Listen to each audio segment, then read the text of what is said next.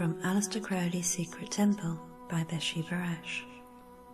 In ritual and magical work, we construct personal temples as a way of externalizing the symbolic and archetypal content of the psyche in a sacred space. With Kabbalah, each letter and its corresponding tarot card represent aspects of the psyche, and both the mystic, in meditation on the cards, and the magician, through ritual, work to bring all aspects of the psyche into balanced and harmonious relationship to one another. And since understanding is both symbolic as well as semantic, each aspect of the psyche has both inner esoteric and outer exoteric meanings. In the Book of Solomon 6:7, this idea is itself symbolized as a half pomegranate is thy temple within thy veil. And the practice of bringing all these aspects of the psyche into balance and developing our understanding of the relationship to one another is illustrated in 6:11.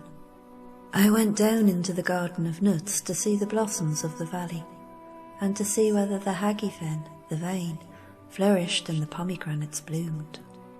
The structure of the Kabbalistic tree of life represents the exoteric understanding of the magician's universe, while the structure of the Merkabah wheel represents the esoteric understanding of it. When we compare the tree of life to the Merkabah wheel, we see three supernals. Kether, Chokmah, and Binah are combined into one palace.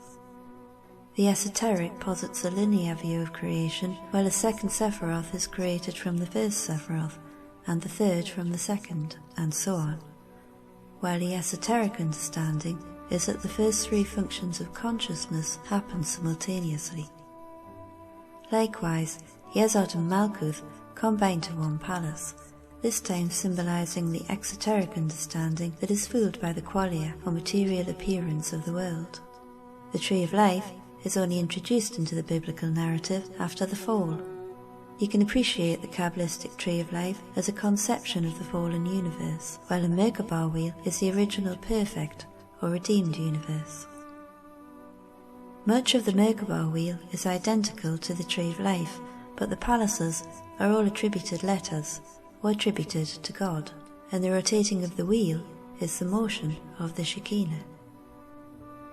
In the tarot deck, you have 22 cards of the major arcana associated with the chariot wheel and 40 small cards associated with the four worlds of the tree of life. Together they form an interrelated system which can be employed to give philosophical readings to the inquirer.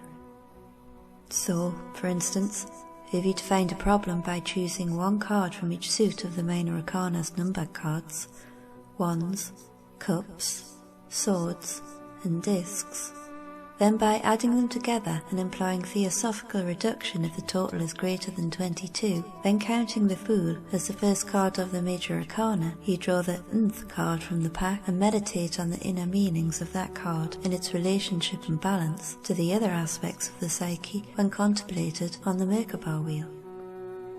If you are working with Aleister Crowley's Argentium Astrum system, Liber Arcanorum keys the major arcana to the Merkabah wheel. In order to use part of the Argentium Astrum system, you first have to know the correct attribution of the major arcana and the Hebrew letters to the Merkabah wheel. Liber Viv El Magi, Liber To, and Liber Ararita are also keyed to the Merkabah wheel. Liber Ararita, in particular, is a type of meditation exercise along Raja Yoga lines, directed towards the attainment of Samadhi. So knowing the correct attribution of the cards and letters to the Merkabah wheel is a rather crucial bit of information needed when working with these books.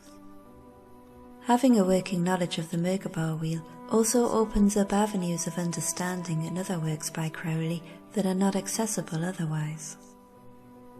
The Wakeworld is a literary adventure across the Merkabah palaces, their paths, and the houses of the Sephiroth that are within the palaces. And this combines both Kabbalistic and Merkabah systems within the premise of a daydream.